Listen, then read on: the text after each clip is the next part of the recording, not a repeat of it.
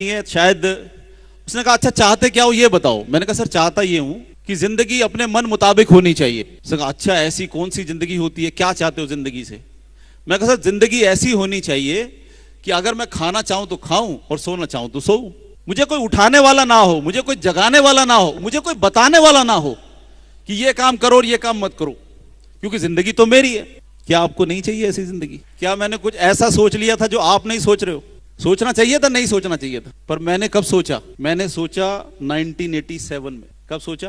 कितने साल हो गए? 30 साल पहले अगर कोई बात आदमी ऐसी बात कर रहा हो, पागल नहीं लगेगा आपको? लगेगा नहीं लगेगा? सोचेगा ये किस तरह का आदमी है यार, ये कैसी बात कर रहा है। मैं खाना चाहूं तो खाऊं, सोना चाहूं तो सोऊं, अपनी मर्जी से काम करूं, कोई मुझे बताने वाला ना हो कि क्या करना है। लेकिन एक बात की टीस हमेशा मन में आती थी, क्या ये जिंदगी नहीं चाहिए हमें? चाहते तो हम यही है, सब चाहते तो हम यही है, लेकिन हम लगे किस रेस में? नौकरियों की रेस में। तो मेरे डीआईजी ने मेरे से पूछा कि ये बाल तुझे क्या लगता है मैंने धूप में सफेद किए हैं? मैंने कहा नहीं सर। तो तुझे क्या लगता है दुनिया में ऐसा कोई काम होता है जिसको तुम करना चाहो तो करो, नहीं करना चाहो तो मत करो? मैंने कहा पता नहीं सर, लेकिन काम होना चाहिए तो ऐसा ही होना चाहिए, काम होना चाहिए तो ऐसा ही होना चाहिए। तो मेरे से कहने लगे अच्छा तेरी उम्र कितनी है? मैंने कहा सर 22 साल है। तुझे मालूम है मेरी नौकरी कितनी है? मैंने कहा नहीं सर। कहते 28 साल है। कहने लगे बेवकूफ, तेरी उम्र 22 साल, मेरी नौकरी 28 साल, मतलब when you were in liquid form I was in uniform. ये बात मैं दोस्तों हर जगह इसलिए बताता हूं कि एक बार और अमर कर दूं इस बात को। समझने की बात यह है कि इतने साल पहले एक बात सोची गई कि भाई जिंदगी ऐसी हो जो हमारे मन मुताबिक हो, हमें जिंदगी जीने का अधिकार चाहिए। लेकिन उस वक्त तो नहीं मालूम था कि नेटवर्क मार्केटिंग जैसा ऐसा कोई रास्ता भगवान लेकर के आएगा और हमारी जिंदगी उस तरह से हो जाएगी। हमें तो नहीं मालूम था, लेकिन दाद देनी चाहिए ऐसे लोगों की, कम से कम इतनी सोचने की हिम्मत तो रखते हैं। तो बात शुरू होती है आपकी हिम्मत से। हर एक आदमी आपको उल्लू समझता है, आपको बेवकूफ समझता है और आपको कहीं ना कहीं क्रिटिसाइज करता है। मैं जानना चाहता हूं आपके कितने ऐसे पड़ोसी, दोस्त, यार या आपके परिवार में कुछ लोग ऐसे हैं जो आपकी तारीफ करते हो, या कोई आपको इस लायक समझता हो कि आप उनको कुछ राय दे सकते हैं? समझता है कोई? आईना देखने की जरूरत नहीं है, इन सबके चेहरे देखोगे तो आपको खुद समझ में आ जाएगा कि हम लोगों की कितनी इज्जत है। या कोई किसी की इज्जत नहीं करता, लेकिन रिश्ते फिर भी हैं, मामे हैं, चाचे हैं, भाई हैं, ताए हैं, बहन है, पापा है, मम्मी है, रिश्तेदार हैं, नहीं है? और इन रिश्तों के लिए हम हर हफ्ते कोई ना कोई बहाना बनाते हैं। आज प्रॉब्लम ये हो गई, आज प्रॉब्लम वो हो गई। मैं दोस्तों आपसे यकीनी तौर पे एक बात जानना चाहता हूं, अगर आपकी जेब में पैसे ना हो तो आपकी इज्जत बरकरार है? बरकरार है। और वाकई में आप लोगों की जेब में बहुत सारे पैसे हैं। मैं नौकरी छोड़ने का प्लान बना लिया कि मैं इस नौकरी में नहीं रहूंगा क्योंकि मुझे इस तरह की जिंदगी नहीं जीनी। मेरे कुलीग सामने आ गए, यार संजय तू पागल हो गया, तेरा दिमाग खराब हो गया, तुझे पता है तू रिटायर होते होते डीआईजी बन जाएगा। कितने बड़े लोलूप होते हैं ना ये जो। नहीं, आपको हमेशा फ्यूचर का ऐसा रास्ता दिखाते हैं कि भाई अच्छा डीआईजी बन जाऊंगा तो कितने साल नौकरी करनी पड़ेगी? भाई नौकरी कितने करने पड़ेगी? कम से कम 20-25 साल तो करनी पड़ेगी।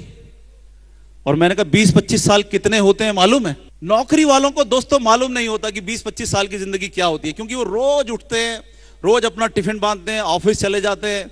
सरकारी नौकरी है तो बस जयराम जी की गए शाम को आ गए, उनकी जिंदगी का कोई लक्ष्य नहीं होता, उनके पास फ्यूचर का कोई प्लान नहीं होता कि मैं भाई 2 साल के अंदर ऐसा हो जाऊंगा, 5 साल के अंदर ऐसा हो जाऊंगा। होता है उनकी जिंदगी में? एक ही चीज का इंतजार करते हैं, मेरा अगला इंक्रीमेंट कब आएगा, मेरा अगला प्रमोशन कब आएगा, इसी चीज का इंतजार करते हैं। मैंने कहा अच्छा यार सोचता हूं, चलो नौकरी छोड़ लेता हूं, अगर नौकरी नहीं छोड़ी तो डीआईजी बन सकता हूं। बड़ी लालसा आ जाती है कि और सोच डीआईजी बनेगा, ऑर्डरली तेरे घर के बाहर होंगे, लाल बत्ती की कार होगी, सलूट मारने वाले लोग होंगे, सोच क्या जिंदगी होगी।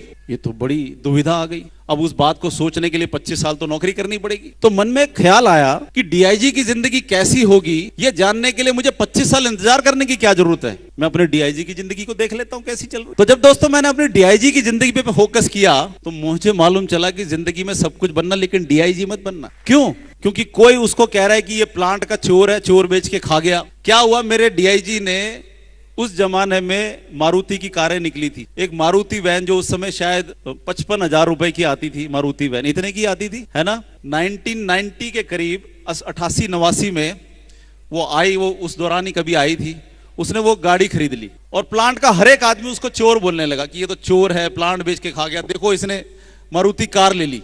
दोस्तों मैं सोचने लगा कि अगर मेरी जिंदगी में पैसा आ गया और मैंने कार खरीद ली तो मुझे तो ऐसे ही गाली पड़ने वाली है जैसे डीआईजी को पड़ रही है। तो ऐसी चीज लेनी चाहिए क्या? आपको बड़ा सुकून होगा कि हाँ जी आप तो ऐसे ही डीआईजी बनना चाहते हो जिसको गाली देते हो लोग। समझ में आ गया दोस्तों कि नौकरी में आप कितने भी पैसे कमा लो, आफत से तो आप कभी गाड़ी ले नहीं पाओगे। और अगर फालतू पैसा कहीं दाएं बाएं से कमा लिया सरकारी नौकरी में तो भी गाड़ी नहीं ले पाओगे, क्योंकि सरकार को क्या दिखाओगे, गाड़ी कहां से आई। तो आपने देखा किसी सरकारी आदमी के पास में मर्सिडीज देखी है आपने कभी?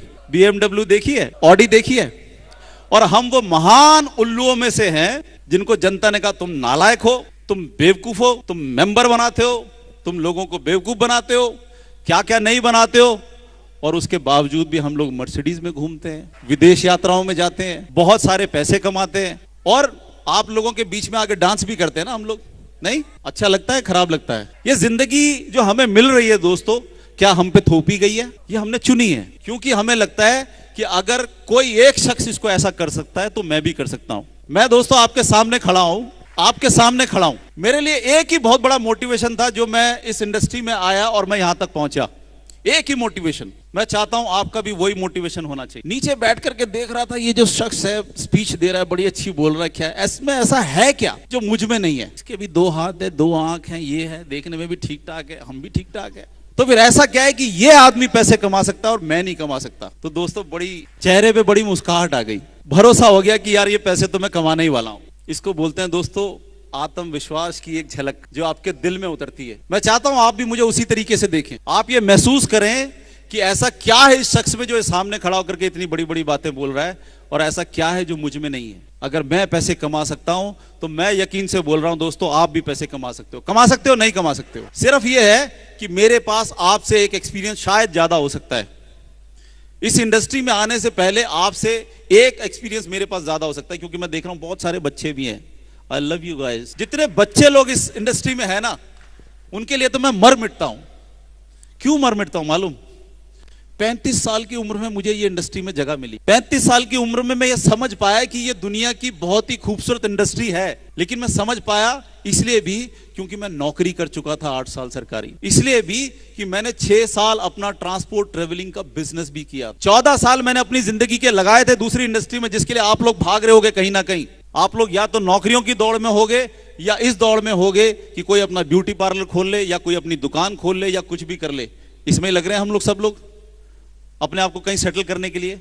लेकिन 14 साल अपने लगाने के बाद मुझे लगा कि दुनिया की एक बहुत ही खूबसूरत इंडस्ट्री है जो ना सिर्फ मेरी जिंदगी बदलेगी, जबकि वो लोग जो हम पे विश्वास करेंगे उनकी जिंदगियां भी बदल देगी। दोस्त जब मैंने काम शुरू किया तो मेरे पिताजी ने कभी अड़ंगा नहीं लगाया, सिर्फ एक ही बात बोली कि बेटा देखना तुम्हारा कहीं ऐसा ना हो कि तुम्हारे बीवी बच्चों का बोझ भी हम पे पड़ जाए और हम ये काम ना कर सके। तो मैं मुस्कुरा करके बोला आप चिंता मत करना, आप किसी बात की चिंता मत कर। लेकिन जब हम ये काम करने जाते हैं, हर दोस्त हर शख्स दौड़ के जाते हैं एक्साइटेड होकर के। ऐसा लगता है कि मैं तो इतने लोगों को जानता हूं, अगर इनको बताऊंगा तो ये लोग तो फट्टे चक्कर के मेरे साथ में आ जाएंगे। लेकिन कोई आता है उल्टा आपको मजाक का कारण बना देते हैं वो लोग। दोस्त यार पूछते हैं अरे अरे कटोच तो नहीं आया था तेरे पास? नहीं नहीं मेरे पास तो नहीं आया। बेटा देखियो फोन जरूर करेगा तेरे को वो। ऐसे आपके बारे में भी बोलते होंगे। हाँ पर है क्या भैया, फंस मत जाइए उसके चक्कर में। क्यों? वो तो जेल जाएगा, तुम्हें भी ले जाएगा। और इससे भी बुरा आप क्या समझते हो? जो भी आप इससे ज्यादा बुरा समझते हो वो ये सब लोग बोलते हैं। बोलते हैं नहीं? लेकिन दोस्तों हौसला रखना, इधर दोस्त आपके बिजनेस में नहीं आएंगे लेकिन उनके दोस्त आ जाएंगे। आपका पड़ोसी इस बिजनेस में नहीं आएगा लेकिन उसका पड़ोसी आ जाएगा। आप एक बात समझ लेना, जो सामने है वो आपका नहीं है, जो उसके पीछे है वो है आपका। इसलिए ये मत समझना कि मेरी तो कोई सुनता नहीं। दोस्तों ये बिजनेस इतना खूबसूरत है कि जब मैंने 40 लाख का प्लान देखा था और मेरे चेहरे पे मुस्कुराहट आई थी तो मुझे ये लगता था कि ये पैसा ये रखा और मैं ऐसे हाथ बढ़ाऊंगा और ऐसे ले लूंगा। आपको लगता है ऐसा? मैंने जिस दिन ये प्लान देखा मुझे लगता था ये रखा पैसा यूं हाथ बढ़ाऊंगा और यूं ले लूंगा, बिल्कुल मेरे हाथ की दूरी पे है। लेकिन जब मैंने लोगों से इस बात को शेयर किया उनकी समझ में नहीं आया। कोई फर्क पड़ा मुझे? मैं ग्रेजुएट हूं, मैं 8 साल नौकरी कर चुका हूं, 6 साल बिजनेस कर चुका हूं। अब दुनियादारी सीखने के लिए मुझे कोई और आदमी की जरूरत है क्या? जरूरत है क्या? तो मुझे पता था कि अगर मैं नौकरी में रहा तो जिंदगी वैसे ही कटेगी जिसको मैं छोड़ के आया हूं, और अगर मैं बिजनेस में रहा तो कोई भी बिजनेस इतना फ्रूटफुल नहीं होता दोस्तों कि आपको पैसे भी कमा के दे और आपको जिंदगी भी दे सकता है।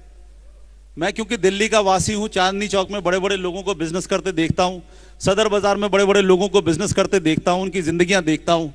पैसे तो बहुत कमाते हैं वो, लेकिन बैठते कहाँ हैं? 4x4 और 4x8 के दड़बे में बैठते हैं। उनकी जिंदगी का सारा महत्वपूर्ण काम उस 4x4 और 8x8 में होता है। आपको पसंद है वो काम? तोता पसंद है आपको? पिंजरे में रह करके जितनी भी स्वीट खा लो लेकिन रहो पिंजरे में, अच्छा लगता है वो? तो दोस्तों मैं सिर्फ आपसे इतना कहना चाहता हूं कि ये बिजनेस आपने देखा, मुझे लगा ये बढ़ा के लिया जा सकता है। मेरे अटूट विश्वास ने कभी भी मुझे डगमगाने नहीं दिया, लेकिन हमारे लोग जल्दी हार मान जाते हैं, और हारने वाले दोस्तों जिंदगी नहीं जीत पाते कभी। हम लोग यहां पर अपनी नौकरियां करते हैं, थोड़े से बड़े होते हैं हमारे को अपने बच्चों की चिंता हो जाती है, इसका क्या होगा, इसका क्या होगा, इसका क्या होगा। नहीं होता? आपके माँ बाप को चिंता नहीं होती? आप क्या करेगा, क्या करेगा, क्या करेगा? मैं आपसे पूछना चाहता हूं दोस्तों, क्या हमें और हमारे जो लोग यहाँ डायमंड आगे बैठे हैं और जो पीछे बैठे हैं, वाकई में इनको चिंता है अपने बच्चों की? इनका तो बना बनाया बिजनेस है, इन्होंने अपने हिस्से की मेहनत तो कर ली, अब तो ये जागीर सौंप के जाएंगे कि ये लो भाई तुम्हारे एटीएम से, जैसे चंद्रेश जी ने कहा कि एटीएम से पैसे रुकने नहीं चाहिए। मेरा एक ही मानना था दोस्तों कि मैं आज जो काम करूं उसका भविष्य में भी फल मिलता रहे। ऐसा कोई काम है? मुझे नहीं मालूम था, लेकिन मैंने भगवान से मांगा, मुझे मिला, क्योंकि मैं उससे एक ऐसी जिंदगी चाहता था कि मैं अपनी मर्जी से काम करूं, खाना चाहूं तो खाऊं, सोना चाहूं तो सोऊं, मुझे कोई हुक्म देने वाला या मुझे कोई बताने वाला ना हो। मैं आपसे जानना चाहता हूं कि क्या आप दिल से ऐसी जिंदगी चाहते हैं? अगर आपका दिल वहां है तो दोस्तों हम यहां। मुझे हमेशा लोगों ने बोला यार कटोच बेकार की चीजें हैं यार, साल 2 साल ये कंपनियां आती हैं चली जाती हैं, आती हैं चली जाती हैं, क्या कर रहा है तू? मैंने जब एक कंपनी ज्वाइन करी, Katoch this is a blunder of your life, तुझे तो पता नहीं क्या हो गया, तेरा भेजा खराब हो गया है। अच्छा भला तेरी नौकरी चल रही थी, नौकरी छोड़ दी, उसके बाद अच्छा भला तेरा बिजनेस सेटल हो गया था, बिजनेस छोड़ दिया और ये बेकार के काम में आ गया। दोस्तों मैं कैसे समझाऊं कि वो दूरदृष्टि मिल गई थी मुझे, कैसे समझाता उनको? समझा सकता था मैं? जब मैं उनको कहता कि भाई बेवकूफ मत बनो, ये बहुत बढ़िया बिजनेस है, जिंदगियां बना देगा, कितना तिरस्कार और कितनी बेइज्जती करते थे मेरी। वो सहनी होगी आपको भी, और उसको सहने का एक बड़ा अच्छा तरीका मैं आपको बता देता हूं। क्योंकि हम जब भी एक्साइटेड होकर दोस्तों किसी के पास जाते हैं ना और उसे बिजनेस के बारे में बताते हैं तो बड़े उलझुल सवाल करता है, वो करता है नहीं करता है, और हम पूरी मेहनत से उसको समझाने की कोशिश करते हैं कि ये बिजनेस है, ये बहुत अच्छा बिजनेस है, हमारे सर ने इतना पैसा कमाया, उन्होंने इतना पैसा कमाया, उन्होंने BMW कार ले ली, उनकी जिंदगी ऐसी है, वो विदेशों में यात्रा करते हैं, ये करते हैं, उसके ऊपर उसका कोई फर्क पड़ता है? लेकिन जब बहुत समझाने से भी अगर फर्क ना पड़े तो उसकी तरफ देख के मुस्कुरा लेना है, और मन में जो भी भड़ास हो अंदर ही अंदर निकाल देना। ठीक है, निकाल देना। मैंने क्या बोला समझे आप? कि जितनी गाली देने का मन हो उस मुस्कुराहट में दे देना उसको। ठीक है, बहुत जरूरी है, आपका रिलैक्स रहना भी जरूरी है, क्योंकि एक से थोड़ी मिलना भिड़ना है हमने, कमबख्त हजारों मिलेंगे ऐसे, और हमने तो हजारों को पार करके यहां पहुंचना है। नहीं दोस्तों, बहुत बड़ा पैसा बहुत आराम से नहीं मिलेगा, थोड़ा तो जतन करना पड़ेगा। वो जतन हम कर सकते हैं नहीं कर सकते? बहुत सारे लोग आकर के ऐसे सवाल करते थे, यार मैं तो 2 बना लूंगा लेकिन उनका क्या होगा? ये बड़ा गंभीर सवाल है। नहीं, या उसका सवाल ये रहता है कि अच्छा यार मैं तो कर लूंगा, यार काम तो मैं कर लेता हूं लेकिन मेरे से 2 नहीं बनेंगे, ये भी सवाल आता है। बहुत विचित्र पोजीशन है। नहीं, जिंदगियों की बात कर रहे हैं हम, लेकिन आदमी कभी 2 नहीं बनेंगे इसमें फंस जाता है, या मैं तो बना लूंगा उनका क्या होगा। हम कौन से बनने बनाने के बिजनेस में? चंद्रेश जी ने बड़े अच्छे तरीके से, बड़े अच्छे अच्छे सटीक, आज मैं कह रहा हूं छक्के ही थे सारे, ठीक है ना, बाउंड्री पार दूर दूर जा रहे थे, बड़ा मजा आ रहा था मुझे सुनने में। कौन किसी को बनना है, कौन किसी को बना रहा है? या तो हम खुद अपनी जिंदगियों की लड़ाइयां लड़ रहे हैं नहीं लड़ रहे हैं?